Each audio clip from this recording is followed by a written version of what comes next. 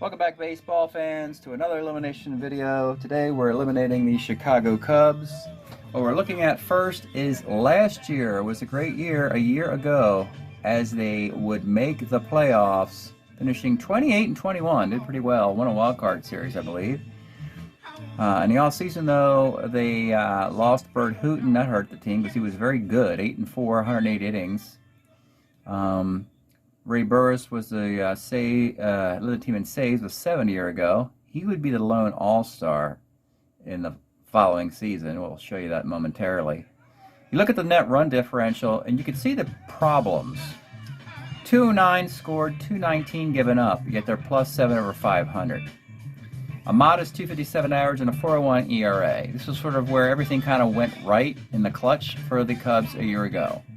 Andre Thornton is 319 to pace the club.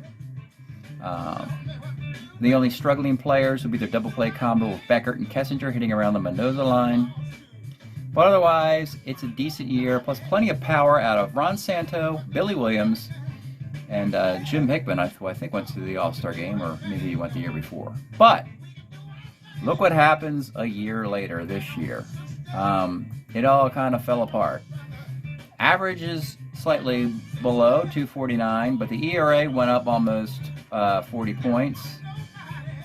But you look at the batting, Bill Madlock hitting 295. Well, that's nice, but he's got a 354 card, so you're expecting more.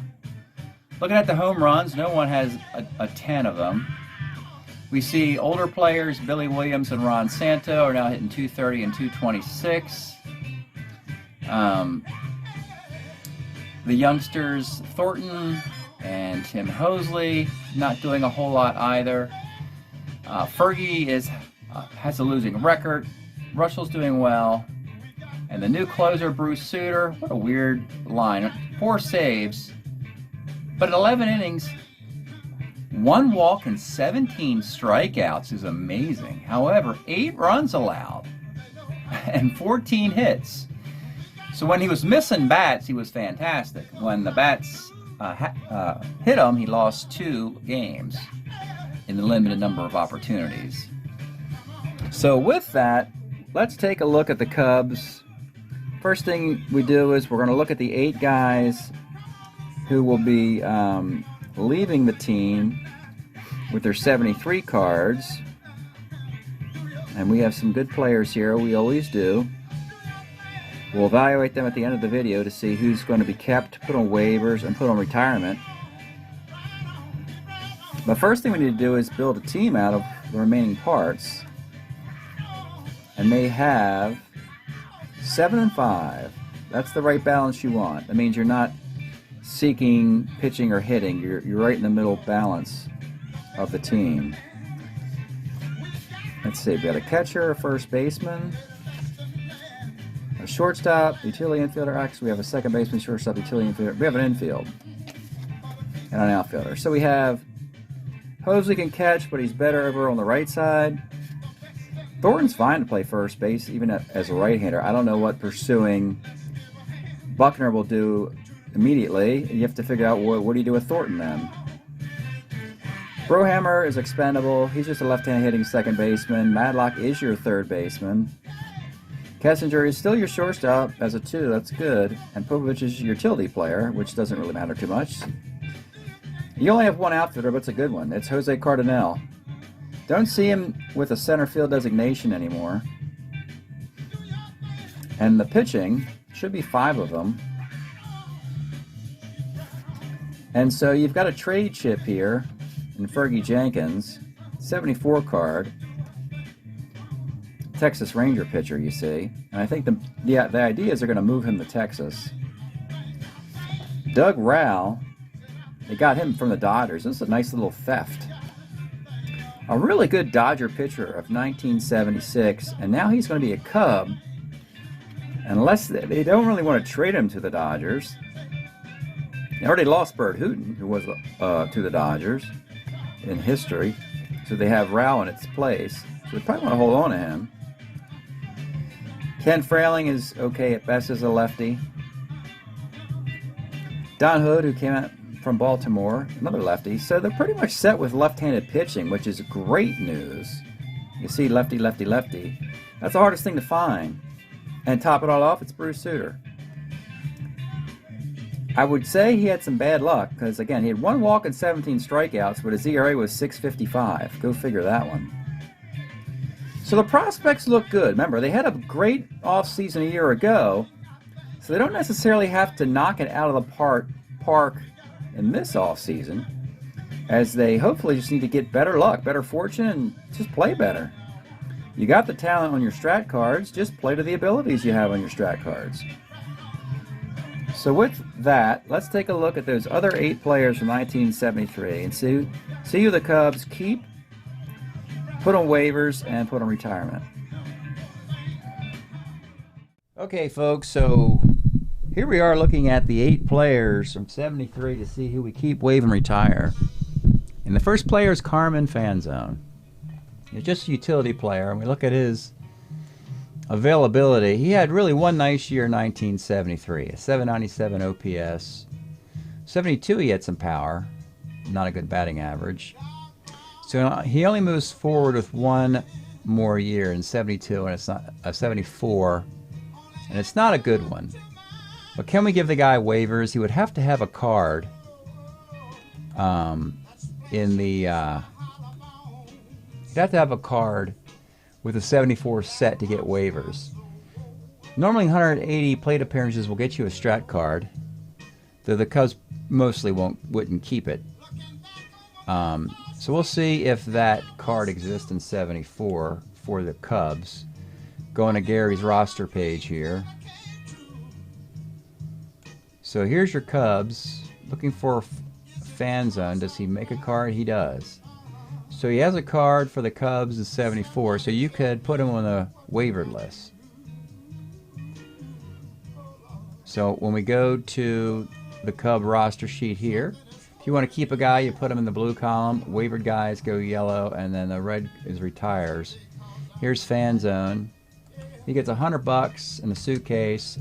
Is allowed to travel around baseball and find a team that wants to pick up a utility player. He's on waivers. Again, it's not official until next year's season begins, but this is just the first look at this evaluation. Next player is Randy Hundley, always known as a good, solid defensive catcher. Nice throwing arm. Nice long career, 13 years. With the Giants and then the Cubs, and he bounced around to a few teams. So this was the card we used. It's going to be interesting because I'm not going to see the throwing arm in this evaluation, and that's really going to determine it. If he's got an opportunistic platoon and he has a good defense, that could be his ticket back, because the hitting stats just aren't there at all. He only plays a lot in 75. You don't get waivers if you don't play in the following year. So he's got 94 plate appearances with the Twins in 74 for waivers. These 202 at-bats, he could come out of retirement if that's the case of what happens in 74. Let's see if he's on the Twins. We go up to the Minnesota.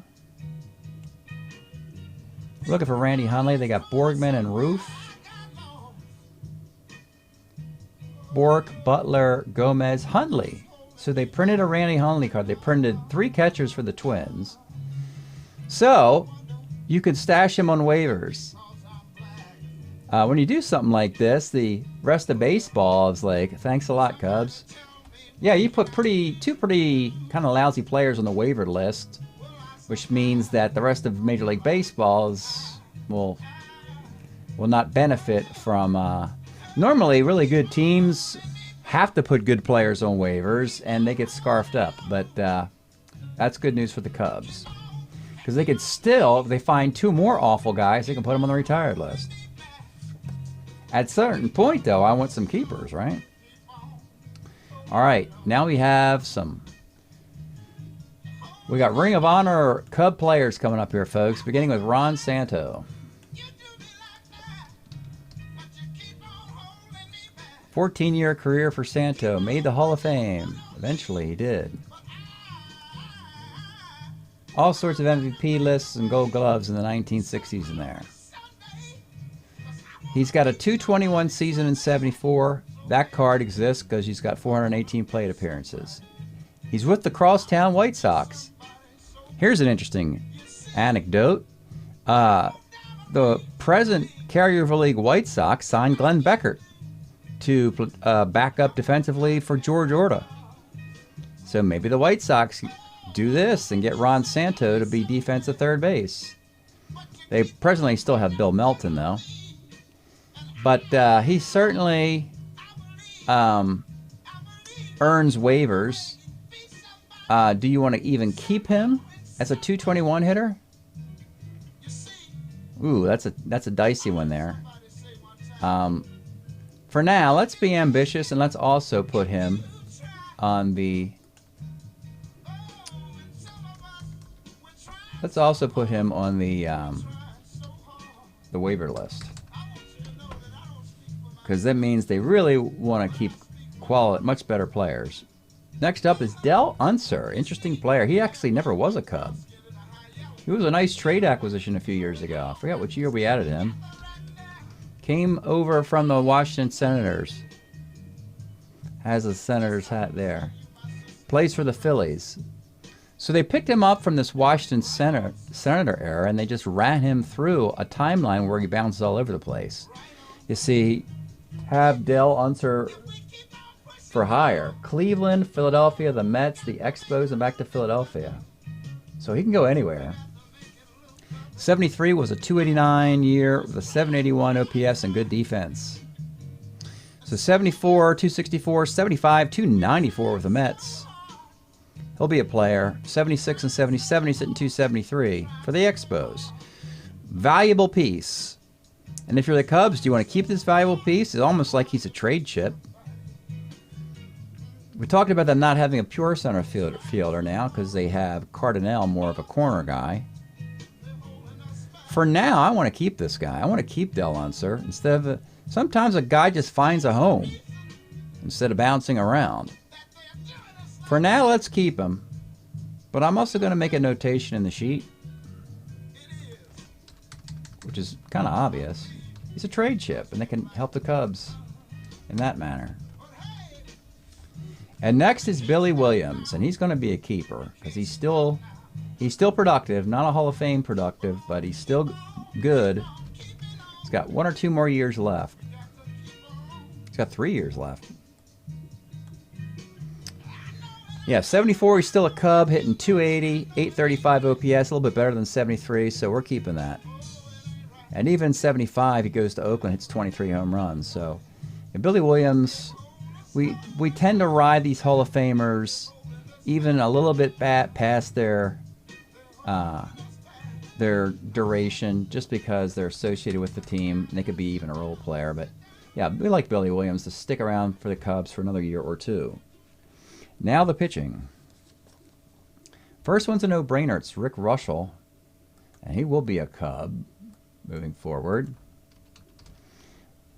He'll have like 1 or 2 more nice years with the Cubs. He's done some really good stuff in the 80s when he's with the Giants and Pirates. Later on as an older pitcher here. That's too far away, though, in time. You see, there was 12 complete games in 1987 at 38 years old. Pitches till he's 42. That's pretty wild. He's got some nice stats in the later part of his career. But this is the Cub tenure right here. It's a huge chunk of it. His WAR is 9.5 in 77. 20-game winner with a 2.79 ERA. Fewest home runs allowed on the MVP and Cy Young list. Third in Cy Young voting. That card is it. That's the 77 card of Russell. I'm even going to put that in the notation. In the notes area over here. Yeah, you want to get the 77 card for Russell. Put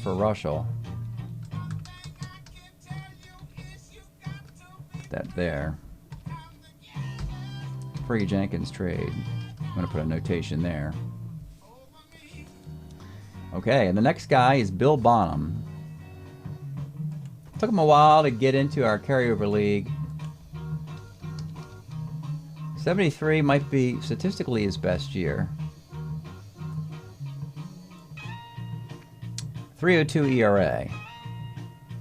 has an unfortunate distinction of leading the league in losses in 74, 22 of them. All right, so he stays with the Cubs in the entire timeline, but these Cubs, our Cubs, don't have to do the same thing, as his numbers are pretty pedestrian, as you would expect. 146, 158, 158, 134 whip for a right-handed pitcher. Innings eater is nice if they need an innings eater. If they trade Fergie, then you got to figure, okay, who's going to take up Fergie's innings? And I guess this is what the Cubs did. They said, well, let's get Bonham and take up Fergie's innings. Well, it didn't really work really well. 74 at least. Let's ignore the 22 losses and just pin that on a bad team. Let's look closer at the stats. A 386 ERA is okay. A 146 whip. How many home runs allowed?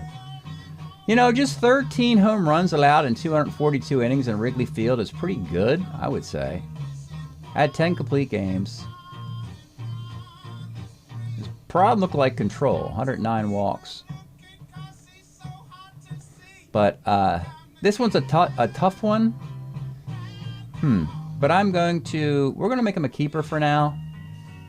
As an innings eater is the, I'm going to make that note too. And the only reason is the pitching on 3 days rest aspect. If you don't want that, then you wouldn't keep him. I mean, that's pretty much the high on the list of his attributes there. And the last pitcher, and he might be kicking Hood off, is Ray Burris. Ray Burris, it's so weird.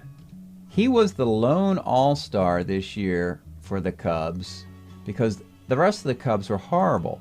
However, he got knocked around in that game. Here's the stats now. He got knocked around in the game, elimination game, so much that his ERA was around 2. It rose to 463, and that's the final line for the lone all-star. He wouldn't be now if we were to redo this at this point in time. They'd pick somebody else. But they have nobody doing anything at all this year of significance. But anyway, let's get back to Ray Burris. He's with the Cubs throughout this timeline. In the 1980s, he has some nice years. In 81 with the Expos, I think with Oakland, he's also very good. Yeah, he's got a couple nice years in the future when he's in his early 30s. Here we are in 74 through 7. The best card is 76. That's a nice card. 311 ERA. You can pitch on. So right then and there, he exceeds Bonham in the rotation. He rises up, passes Bonham. Because now you got Russell Burris. And Bonham would be the third. And you got Doug Rowell. Here's the other thing. Doug Rowell can pitch on 3 days rest. We saw that card. You don't have to have 4 guys who pitch on 3 days rest. All you need is at least 2. You could go with 3. And now that opens up a spot to move Bonham. It's a possible trade ship as well.